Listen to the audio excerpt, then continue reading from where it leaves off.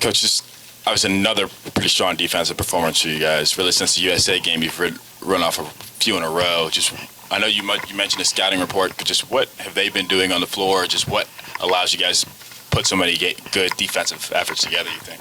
Well, I mean, I think it's been that way for the entire ACC season. I mean, this is our third straight year, if you look at conference games only, of leading the league in points allowed per game. And then I think we also lead the league right now in points scored per game. So that's a pretty good combination if you want to win a lot of games. But our kids have done a fantastic job. We went into it tonight knowing that Tech can shoot to three. Especially Mabry and then Shepard. And at the same time was like, hey, if Kitley gets 30, she gets 30, but we're only giving them twos. And she ended up with a 17 on 8 of 12, but we did a heck of a job of defending the three-point line. And then what also takes place right now, it's not easy for us to get to 70 points because we are defending so well. If you go just look at the amount of time each team is taking off the shot clock before they get a shot. We have had some games where we're getting them down under 5 on 10 to 12 possessions a game. And if you can do that, well, then it's going to cut down on ours too. But I've been really, really pleased, and if we can continue to defend the way we are and then take away the other team's best options. That's one thing that we've taken pride in here for the past 13 years. If we're going to lose, we normally want to lose because somebody that doesn't score scores. If you average 6 and drop 20, well, then you know what? You're probably going to win. Coach, a contest where there's only 20 total fouls in this thing, you take only 4 free throws that were kind of letting you all play out there? Yeah, I mean, it was both ways at times. I thought, anytime you can play a game and you really don't notice the officials, it's a pretty good game. They had 8 free throws, we had 4, but we took some jump shots too. It's not like we're attacking the glass. It's, when we throw into the post, it's not like we're making these big drop step, run you over, try to draw contact. Kylie likes to step away and shoot from 8 to 10 feet as well as a three-point shot. B loves to face up. So there are some games we're just not going to shoot a bunch of free throws. As far as getting out to the Big Star, I think it was a 14-3 lead early on. How big was it to really be able to shut them down defensively, defensively on your end, to really just, not necessarily decide the game right then and there, but, to give you guys the big lead? Well, it was great. I mean, what a way to start the game. You couldn't script it any better than for Jess to hit the first shot of the ball game coming off a ball screen, and she made a perfect read. The 5 players stayed back. We rolled hard, but no one stepped up, and she did exactly what she's supposed to do. So I was really excited to see that, and then we defended. We defended extremely well. That first 5 minutes didn't give them anything easy. And a few they got were on our breakdowns, which we had talked about. But overall, I thought offensively, we passed the ball extremely well in the first half. We made the extra pass. We had some really nice basketball out there. And it wasn't out of just design plays. It wasn't A goes to B, screen for C, and then score. It was we reversed the basketball. We made the right reads. A couple of them were just the extra pass, which were outstanding. And if we can continue to put pressure on people, it's what we have to do. And then I thought one of the biggest plays of the game was Yassine's offensive board there at the end of the first half. I mean, the kid never stops moving. And then she gets it and puts it in. And it's one of those, because I told the staff, Dana gets a clear look for a 3 from the corner. It goes in and out. And as the opposing coach, I'm going, thank goodness. And then here comes Yassine for the offensive board and sticks it back up and in. So I thought that was a big play. And then we came out and played pretty well there starting the third quarter. Lola, who's your favorite player? You taking a question? Favorite player? Mikasa. You got to speak into this. Mikasa. Why Mikasa? Why? Because she's funny. She's funny looking, did you say? That's not nice. Coach Walz, to start like that, when you start the 5 seniors and then they all score, have you ever experienced that on a senior day to have them and all score so quickly? No, it was great. No, it really was. I mean, they came out, and we have gotten to a point right now where I challenge them, whatever you do well, do it, and just keep doing it. And we are getting to a point where we're not trying to do things we can't do, and that's why we're having success. Kids are taking shots that they practice and they make. And if we'll continue to do that, it's going to be a lot of fun to watch us play. Now, at the same time, I've said it all along, we're a ball club. If we come out and try and start doing our own stuff, we don't have somebody, like Asia Durr that can drop 47. So we have to play within our system, within our style, get up and down the floor, take good open shots. And then we have a chance to be really, really good because we do have about 6 or 7 that I think could get 15 to 20 on any given night. So I was so happy for all the seniors, especially Jess, and then Yassine, who, she came here as a grad transfer last year, was excited, and then boom, she tears her ACL. She balled in to coming back for a 6th year, and then has just had an outstanding ACC season for us. I mean, we put her up for 6th player of the year, and I think she's right there to possibly win that award. I mean, that's just my opinion. But she's been as steady as anybody has coming off the bench for us. But you mentioned Kylie and Bianca inside, but just their growth and presence, how much does that really kind of anchor what you guys do defensively? Well, it's huge. I mean, you get 15 points from Kylie, you get 8 from B. B goes 4 of 8 from the field. 4-7 really. I told her to take the 1-3 at the top. She comes up with 9 boards. Kylie comes up with 12. It's been a lot of fun to see their growth. And what we have to continue to do now is to continue to challenge Liz Dixon every day in practice, to continue to get a little bit better every single day, because we're going to need her too. And if it's not during this ACC run, NCAA tournament run, she's going to have a huge responsibility for next year as well.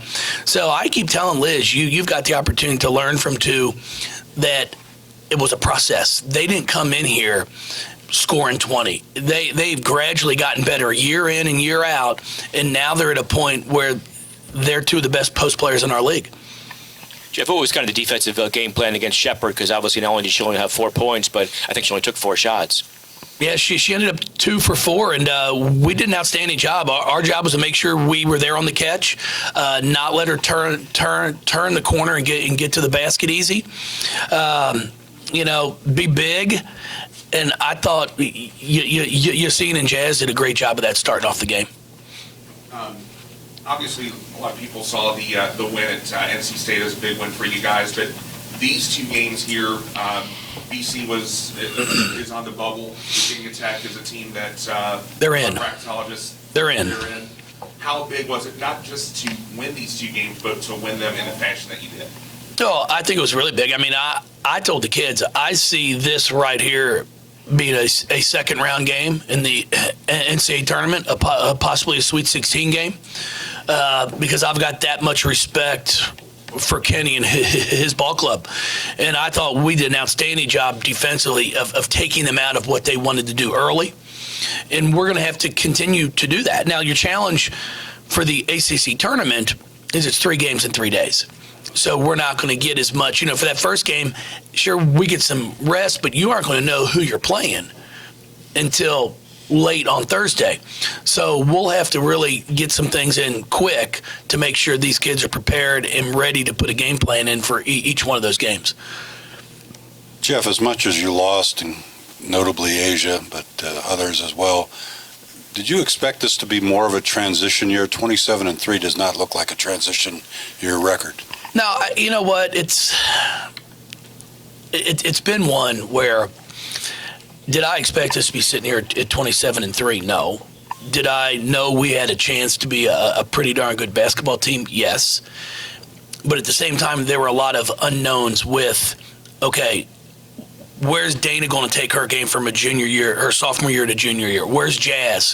Where's Kylie? Where's Bianca? And that's the thing I can honestly tell you. You know, Elizabeth Balagoon and Liz Dixon were two big important parts of us getting them transferred in. They transfer in, they get eligible.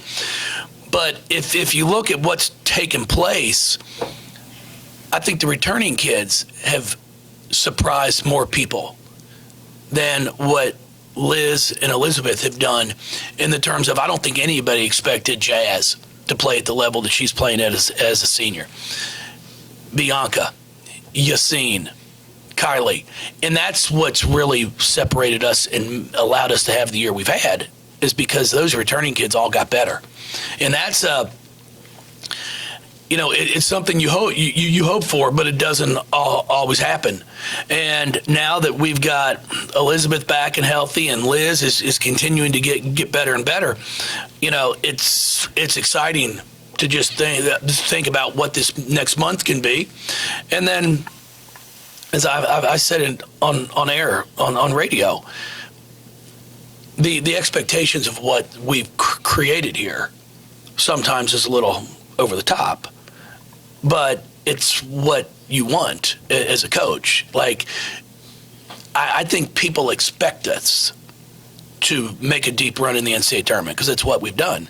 And it's easy. Well, no, it's not easy. I mean, we've gone to 9, I think, Sweet 16s, and they'd never been to one in 35 years. They had 4 NCAA tournament wins in 35 years. To get to a Final Four, you have to have 4. And we've gone 3 times. So it's amazing what we've been able to do. And I will say we're blessed to have a community and a city that recognizes what we've done here, and they come out and support it. What a great atmosphere for the game today, with a men's game at 6. So it's not like it was, I've got nothing else to do, I'll just come out to a women's game. I mean, we had 10,000, and it's not only for our kids. It's really neat when you talk to the opposing coaches, and they're like, God, this is awesome. As a player, I don't care if I'm coming on the road. If I get a chance to play in front of a big crowd, it's what you want. So it's just been, it's been a remarkable season for us, 16-2 in the ACC, and I know everybody, a lot of people were, concerned after we had lost 2 in a row. Blaming it on scheduling the national team to come in here and all that, and then allowing Elizabeth Balagoon to go play for her national team. Every once in a while, we kind of put a plan together as a staff and as a coach, and we kind of know what we're talking about a little bit. And, I would do all those things again. I would play the national team next week if the opportunity presented itself. And then if one of my other players had a chance to go compete to make an Olympic team, I'd let them go tomorrow. Because it's a lot more than just us, and it's a lot more than just the University of Louisville. These young women come over here and give everything they have to help the University of Louisville win basketball games. And not only do we win them the right way. Like I'm telling you, I've been here for 13 years, and I'll knock on wood, but we have had nothing to frown about, to turn our head about. Our young women represent themselves as good as anybody in the country. And it's not like people don't know who our kids are. So if they're out, people know who they are, and how they behave themselves and how they carry themselves is first class. And I think we are an absolute bright spot the past 13 years to this athletic department, our university, and our city. And it's our young women that we recruit that come in here and represent that. As a follow-up, program expectations, you getting a taste of what you know? Not quite. He's way above that. I saw him on the road a few weeks ago recruiting. I think they lost a game or 2. And he's like, man, the world's coming to an end right now. Think about it. I say it all the time. Everybody talks about, it's probably easier to go to the Final Four in women's basketball. I've had that brought up to me, and I said, well, actually, it's the Final 3. Because UConn's gone 12 straight years. So just eliminate one spot, so you're competing for 3. I mean, when you look at it and think about it like that, it's harder. There's no men's program that's been to 12 straight Final Fours, I don't believe, in the last 20 years, 30, ever? Ever? Did they go to 12 straight? It's never happened. So that's what I tell people all the time. You get to a Final Four in women's basketball, you've done something. Now, our ultimate goal is to win a national championship here, and that's one thing that we'll continue to strive for. But, yeah, I haven't gotten to those expectations that he's at. As far as team health, at what point during the week coming into this game did you have the confidence to know that Dana and Elizabeth were 100% ready to go? Well, I could have played them on Thursday, which I knew that, but there was no need to play them. And, when we got out on that big lead there in the second quarter against Boston College, just gave us an extra day to rest them. So we came back. They practiced on Friday and Saturday and looked good. They both said they felt really well tonight. So I'm excited about that. They'll still get treatment because Dana's not going to be 100% for a few weeks. It's a high ankle sprain, and that's something that can take 3 to 5 weeks before it's truly healed. But she's pretty tough. So she is good to go, and we'll get a few days here of rest, and I think she'll be all excited for the conference tournament. Jeff, all coaches say they hope they are playing at best basketball come March. It is March, and obviously the record will indicate you guys have been pretty consistent, but do you feel this team is doing that with the postseason coming? Yeah, I do. I think we're playing defensively as well as we played all year. We're really dialed in, and that's where you want to make sure you're playing good ball. Now, you have to score, and I've said it all along. I mean, if you can't score, you can't win. I've never seen a 9-8 basketball game in the past 25 years. So you've got to be able to put the ball in the basket, and I think we're able to do that. But more importantly, we're making it difficult for others to score. Speaking of defense, Coach, talking about Kylie, in addition to her size, what else makes her so good on defense? She moves well. She has very good lateral quickness. Her timing is very good. I've seen a lot of big kids that can't block shots. She can watch the flight of the ball. She can watch it leave someone's hand and adjust to where she's trying to block it from the angle. And she's really just taken pride in it. She's taken pride in accepting contact also. She's not backing up and allowing herself to get pushed so far under the basket that you can't block the shot. So I've been really impressed with that, and her ability to help our guards. I tell our guard the reason she only had only one block shot today was because our guards did not get beat. I told our guards for about 3 weeks there, they allowed her to set our record for block shots because they got beat so much. And she had to come in and save the day and block their shot. But now we're doing a heck of a job of stopping the ball where she hasn't had to come over and help. But then that's why she's able to get 10 defensive boards. With Dana's injury, you've obviously relied on Mikasa more.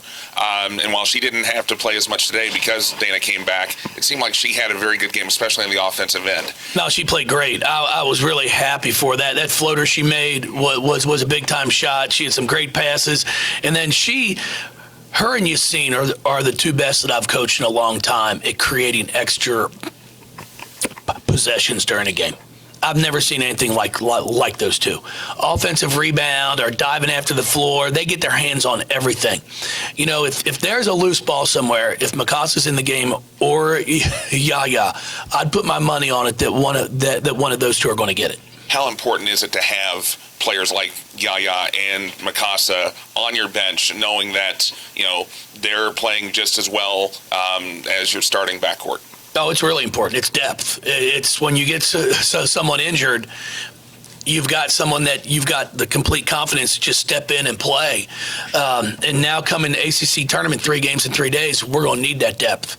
And I'll talk to him about that here on Tuesday, that, I'll be looking to sub a lot more regularly during these games than I would have during a game here. But I've got to have them all understand this is not a time of the year that you play through mistakes. That's one of the biggest pile of craps that I've ever heard from players and, families. You got to let my daughter play through mistakes. No, I don't like losing. You make enough mistakes, I lose. So that's not going to work. And then I'll tease them. If you make a new mistake, I'm fine with it, because eventually you run out of them.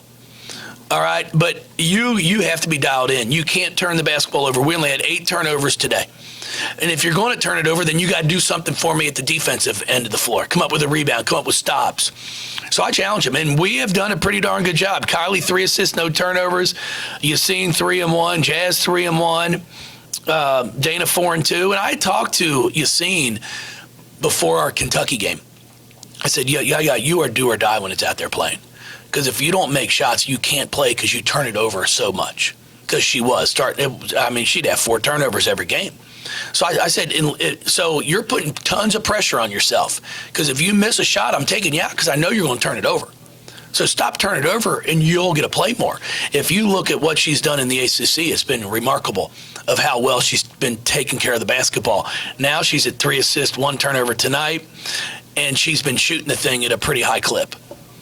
On the flip side, did you do certain things to force a lot of turnovers today in 17? Yeah, well, we force them in the 17, but no, we just play scouting report defense. We take pride on getting as many deflections as we can. We did a really nice job of staying in front of Taja Cole. And forced her to take 5 threes, which that's really not her game. She only had 3 assists. She turned the ball over 4 times. It's a kid that's leading our league in assists per night. So we actually, I thought, did a really nice job. And her forcing her to take 12 shots takes shots away from Shepherd and Mabry, which is what we wanted to do. Kylie wasn't starting when the season started. Was there a point when she started to made the next leap, or? Yeah, she wasn't playing very well when our season started. She hadn't practiced well. She wasn't playing well, so she didn't start. And then I think she realized she'd like to play more, being a senior. And it's amazing how that changes things. Was there an incident, or No, she was just bad. And then all of a sudden she started to practice harder and got better. See, we're real honest around here. There's never an issue with that. Thank you, everybody. You guys are awesome. Appreciate it. Hope to see you back for the NCAA tournament.